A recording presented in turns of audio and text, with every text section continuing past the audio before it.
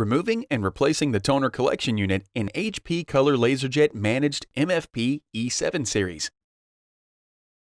Remove the new TCU, or toner collection unit, from the packaging and set the plastic bag and plugs aside on a level surface for use later.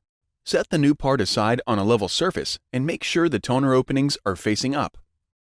Open the front door of an HP LaserJet Managed E7 series MFP. Press the release tabs on the toner collection unit on the left and right sides. Carefully remove the toner collection unit from the printer by grasping the carry handle on top and keeping it leveled to prevent toner from spilling out. Do not tip or tilt the part during or after removal, and do not place the unit anywhere with the toner openings facing down. Toner can spill and potentially damage flooring, clothing, and be very difficult to clean up.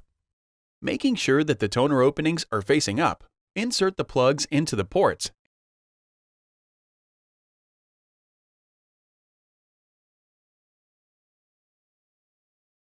and then place the old toner collection unit inside the plastic bag.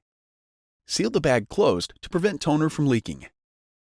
HP recommends recycling the TCU where available. Carrying the part upright by the handle, slide the new toner collection unit into the printer. Press firmly on the unit until it locks in place. The tabs should make a clicking sound, indicating that it is securely installed. Close the front cover.